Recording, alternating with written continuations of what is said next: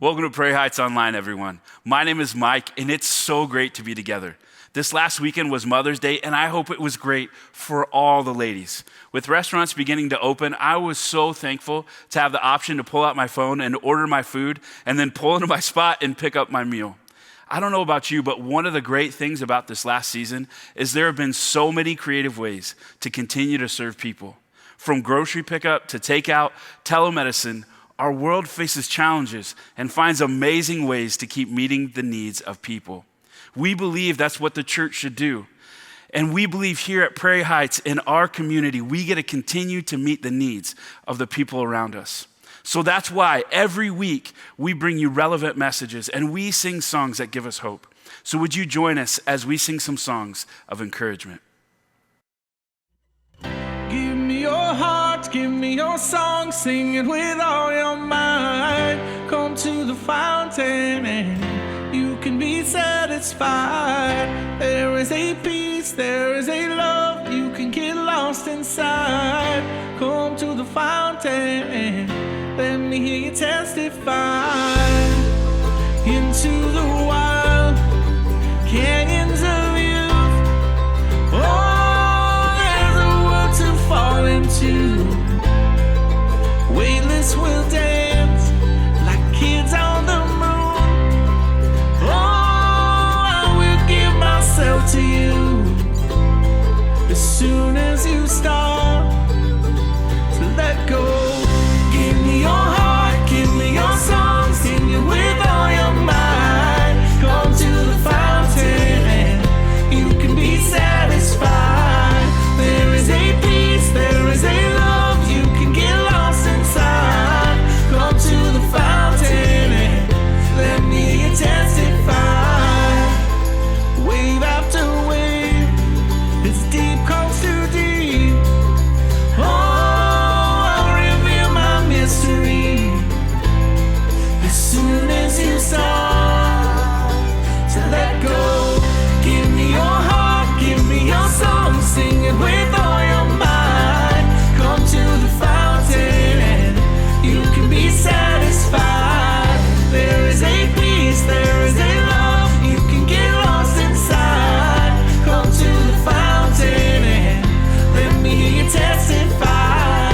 There is a peace, there is a love, you can get lost inside. Come to the fountain and let me hear you testify. Midst on the mountain, rising from the ground, there's no denying beauty makes a sound. We can't escape it, there's no way to down. Mist on the mountain rising all around.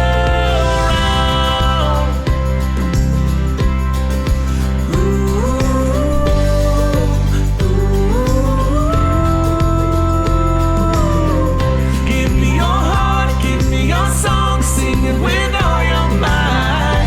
Come to the fountain and you can be satisfied. There is a peace, there is a love, you can get lost inside.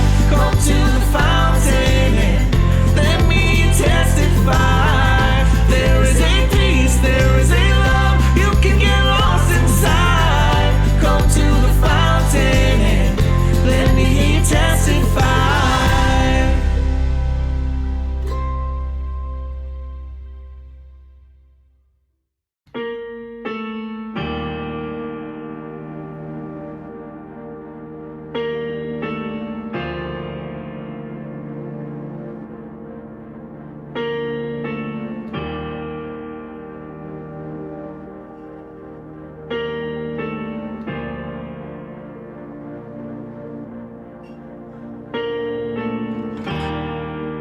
Walking around these walls, I thought by now they'd fall, but you have never failed me yet.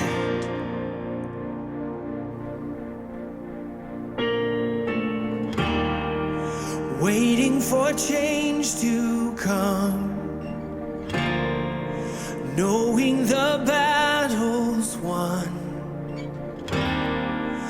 for you have never failed me yet.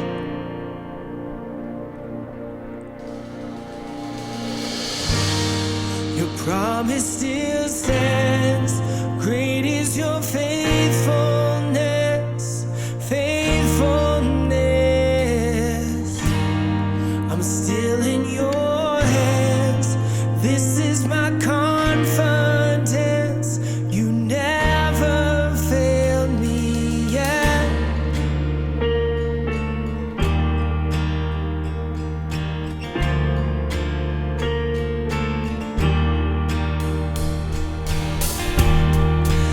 I know the night won't last.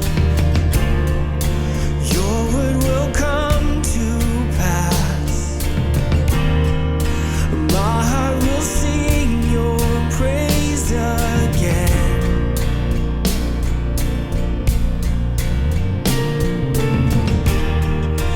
Jesus, you're still enough. Keep me within your love. My heart will sing your praise again.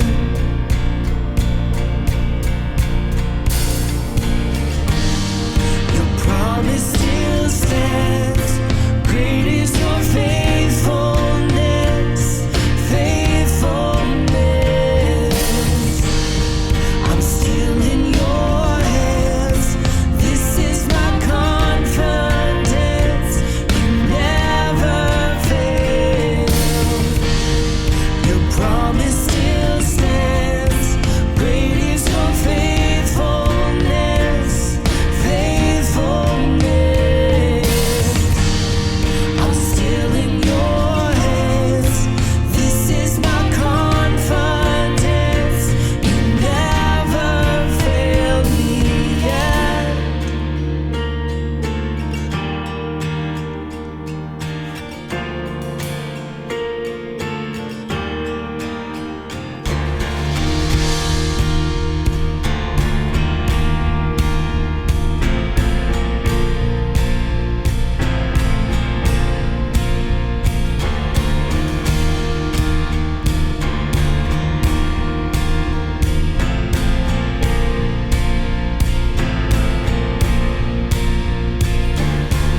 I've seen you move the mountains, and I believe I'll see you do it again. You made a way when there was no way, and I believe I'll see you do it again. I've seen you move the mountains, and I believe I'll see you do it again. You made a way when there was no way, and I believe I'll see you do it again. I'll see you do it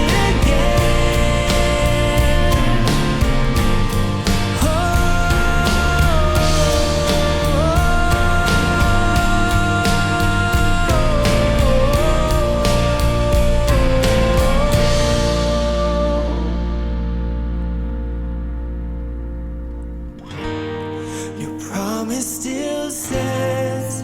Great is your faithfulness, faithfulness. I'm still in your hands. This is my confidence. You never failed me yet. Never failed me yet.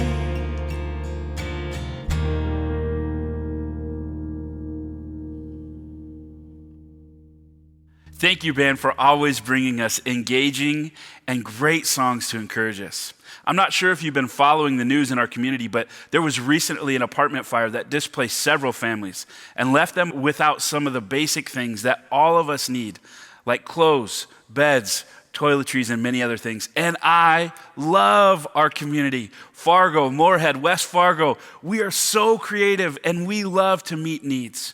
We live in such a generous community. People found out what was going on and they have donated over $25,000. Lots of clothing and food and many other things were able to be given to these families. Because of your generosity, we as a church were able to be a part of the amazing people that donated to meet the needs of these families. Thank you. Thank you for your continued generosity. It changes lives every single day. If you'd like to give today, you can do that online, through the app, or the mail. All right, it's time for a great message from Beth. Enjoy.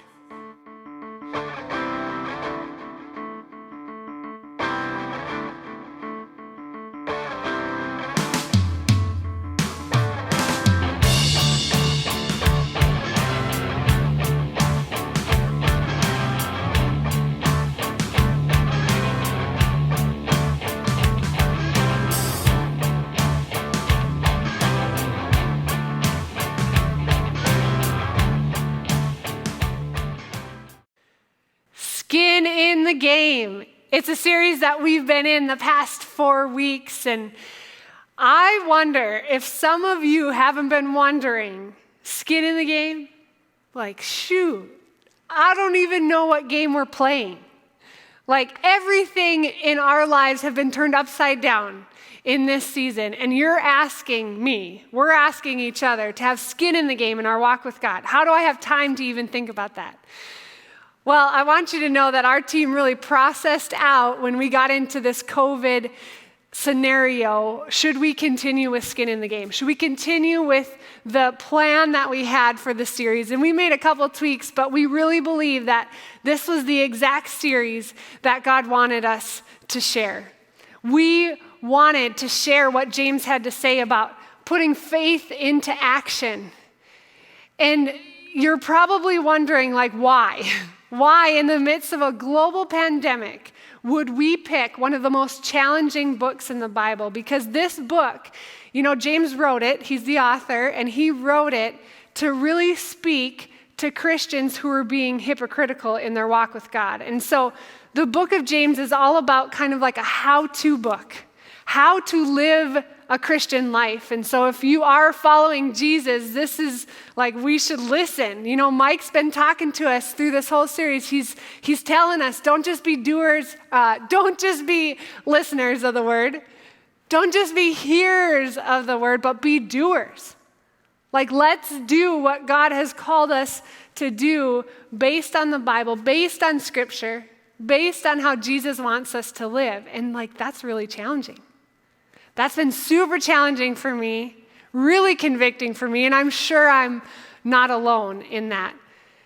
Well, I'm going to tell you that today's skin in the game is no different. It's just as challenging. It's just as convicting. And I'm going to invite all of us to have our skin in the game in one of the most difficult relationships of our life. And this relationship in our life, it can cause us turmoil. It can be mismanaged, it can be deceitful, but it can also give us freedom. It can also give us peace.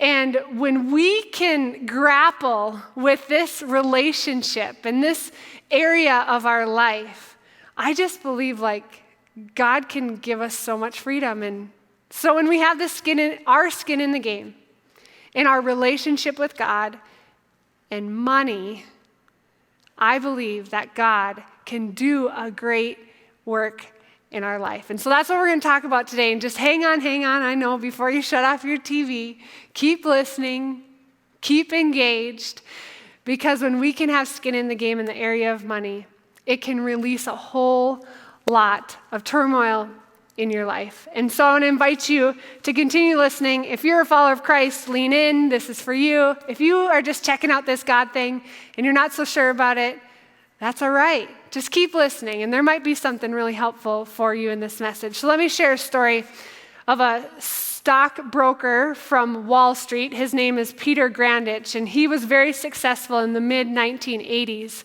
He worked his way up the corporate ladder on Wall Street. He was appointed the head of investment strategy for a leading New York Stock Exchange member firm. He would go on to hold positions as a chief market strategist, a portfolio manager. There was even a mutual fund that was named after him. So he saw a lot of financial success, career success in his time on Wall Street. Well, he was featured in a Forbes magazine article where he was able to share what he learned through his experience on Wall Street. And then now, as he co-owns his own financial management company, where his financial advice comes from.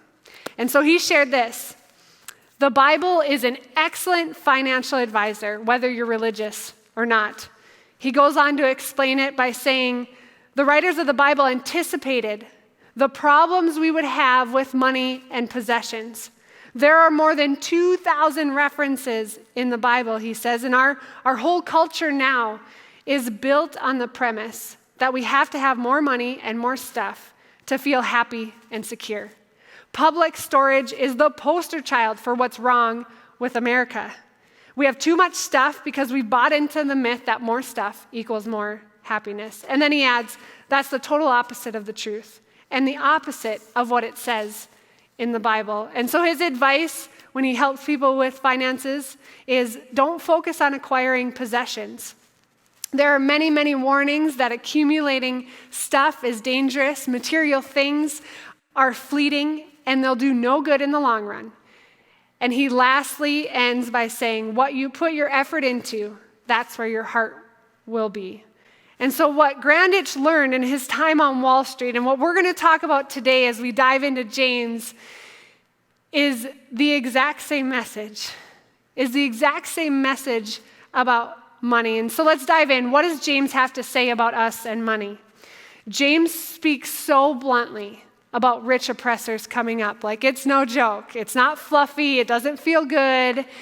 It's really direct. There's no room for interpretation. And I just want to be clear. James is not talking about those that have money and the rich and the wealthy, and that being rich or being wealthy is the problem, because that's not the problem. James is talking about rich oppressors, those that used people and those that accumulated money and possessions for themselves. And so let's dive into James chapter 5, verses 1 through 5. Now listen, you rich people, weep and wail because of the misery that is coming on you. Your wealth has rotted and moths have eaten your clothes. Woo, like that's super direct. The next verse, your gold and silver are corroded. Their corrosion will testify against you and eat your flesh like fire. Woo!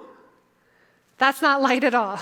You have hoarded wealth in the last days. And then he goes on to say, look, the wages you failed to pay the workers who mowed your fields are crying out against you. The cries of the harvesters have reached the ears of the Lord Almighty. You have lived on earth in luxury and self-indulgence. You have fattened yourself in the day of slaughter.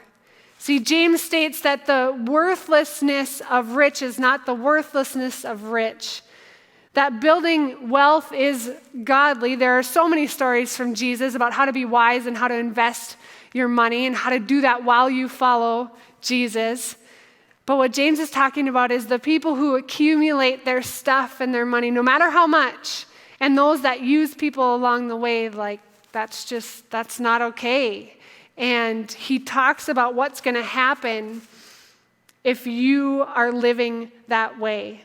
And so when we have money and possessions, no matter how much, what are we doing with it? What are we doing with that? And are we accumulating it, or are we using it to really build a legacy in our life? Well, last summer, Denzel Washington was celebrated, and he received the Achievement Life Award in the film industry for his life and the way that he lived his life and his accomplishments. And Chadwick Boseman, he's an American actor who recently starred as Black Panther, and he had a chance at that award ceremony to share about what Denzel has done for him in his life. So go ahead and take a look.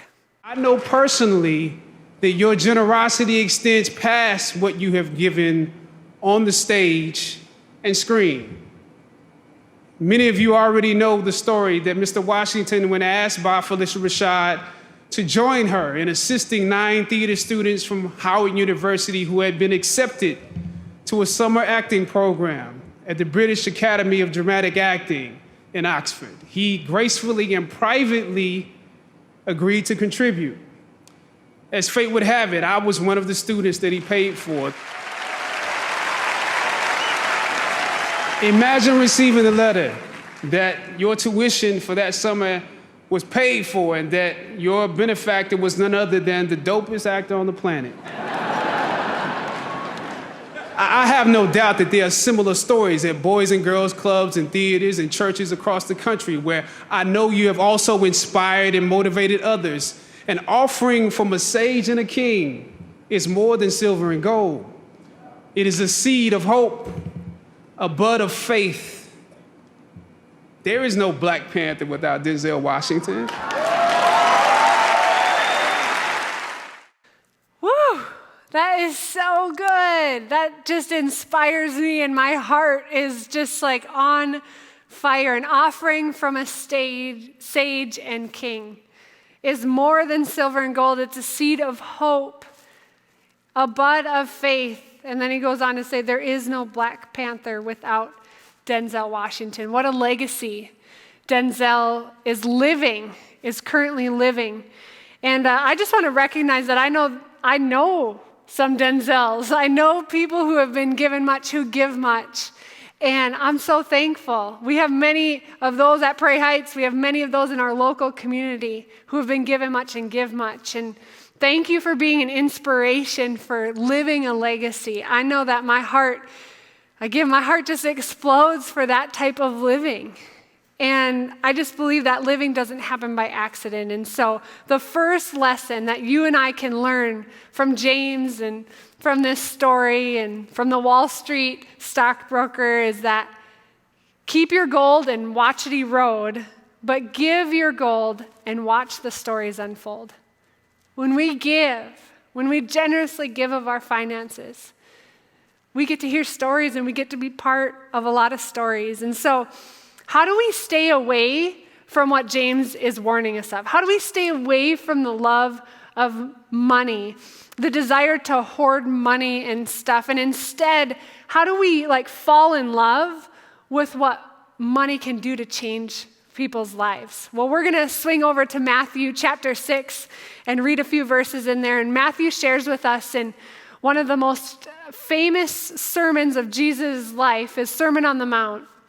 And in the middle of that sermon, he talks about money. And he says this in Matthew 6:19, "Do not store up for yourselves treasures on earth, where moths and vermin destroy and where thieves break in and steal."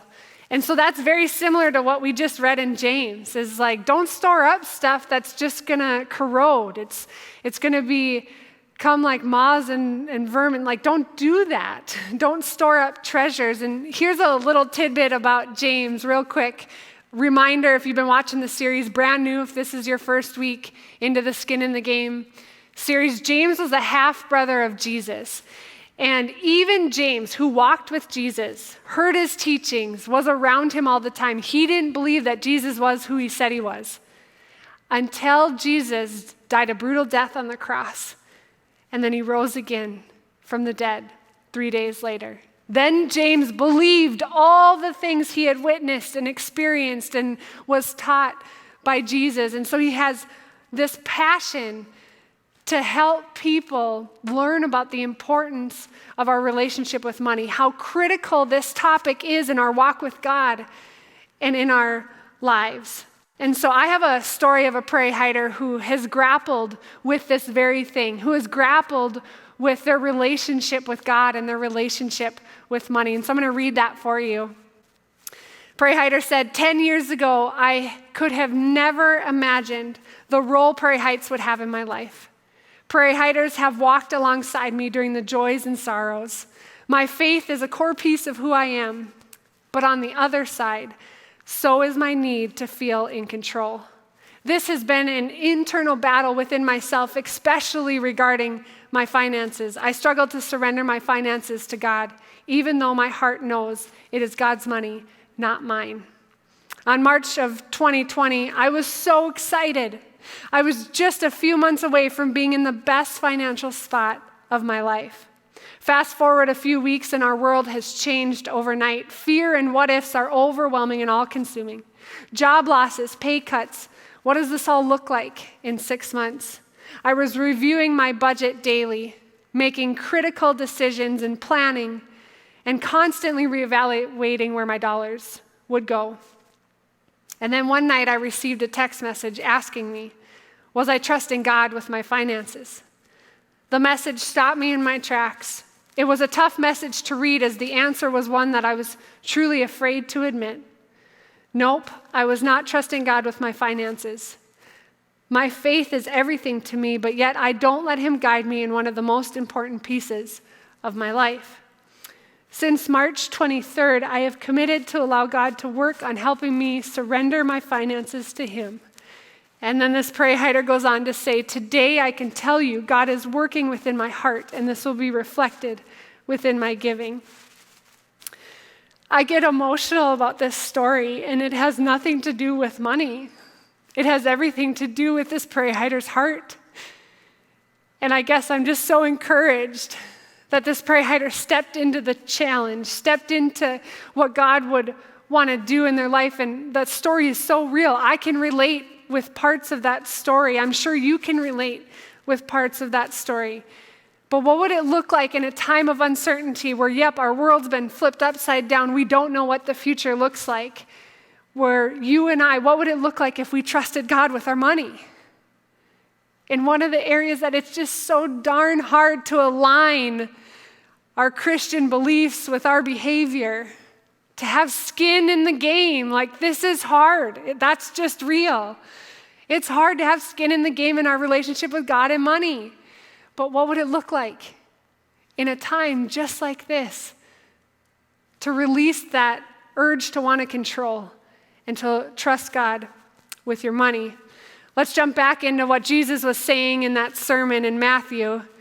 Verse 20 says, but store up for yourself treasures in heaven, where moths and vermin do not destroy, and where thieves do not break in and steal.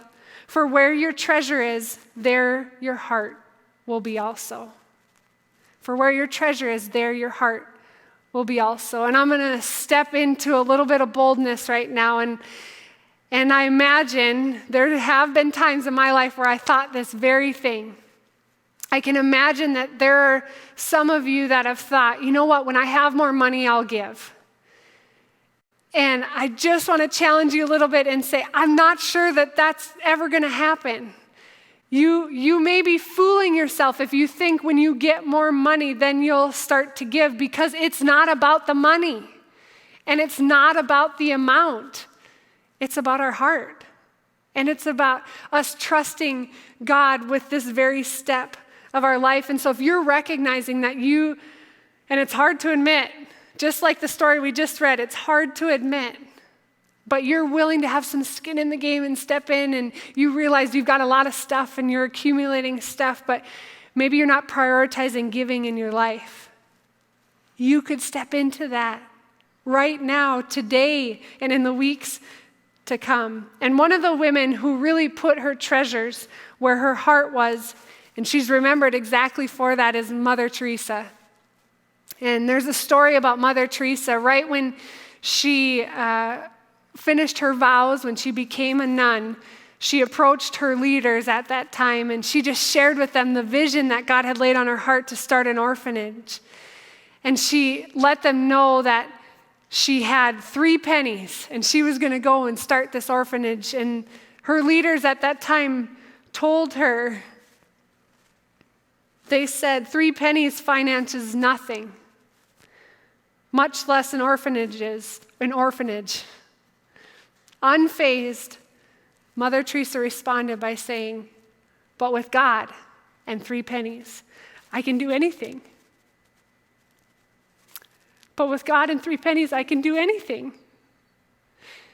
And Mother Teresa went on to become one of the most noted, compassionate, loving servants of our entire world. She served and loved people and poured out anything she had because that's what God had called her to. And she had faith and she had trust that God was going to see her through, and she was able to fulfill dreams that everyone around her was saying, you know what, you can't do that with 3 pennies. And she's saying, you want to make a bet? With my God, with God and 3 pennies, I can do anything. And so what in your life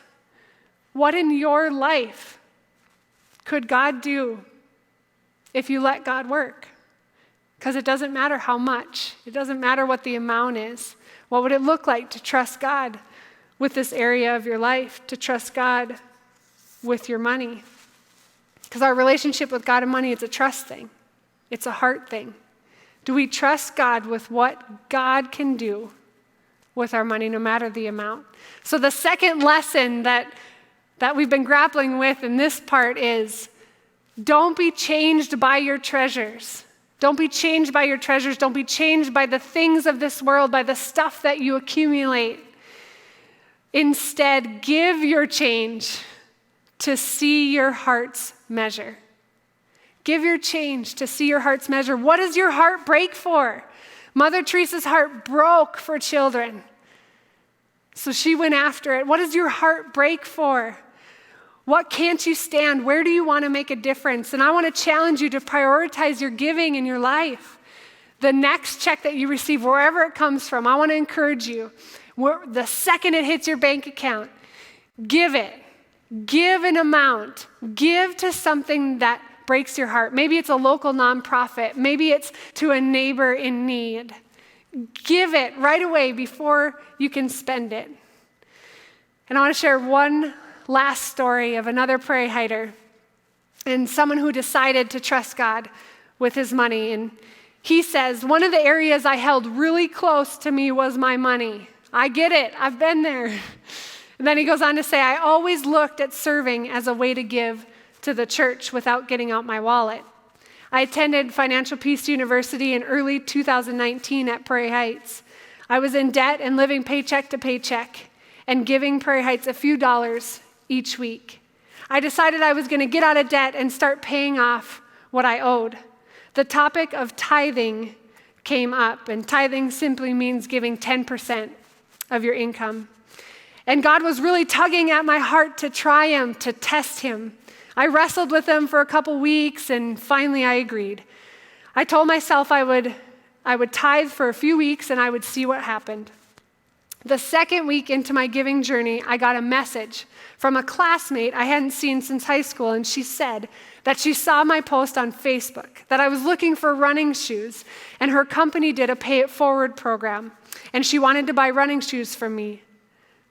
Bam! God showed up and spoke to me. At that moment, I realized that God would provide for me if I simply trusted and let him. I recalculated my giving on my gross, including bonuses, and continued to give. In August of 2019, I got an 18% raise. God had blessed me almost double what I was giving. I was able, then he says, my heart went all in the area of finances.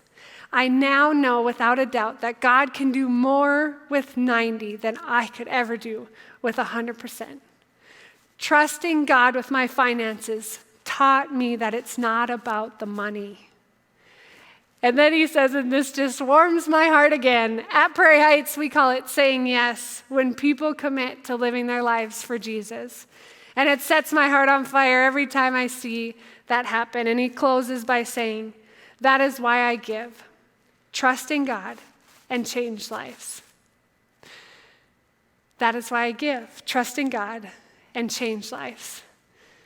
And Prairie Hiders, I get so excited about God getting a hold of people's lives, like this story and like the other Prairie Hiders story. I get so excited about the spiritual growth that's going to happen, about the transformation that's going to happen in your heart, in our hearts, in Prairie Hiders' hearts, when we come to a place where we say, I can have skin in the game in my relationship with God and money.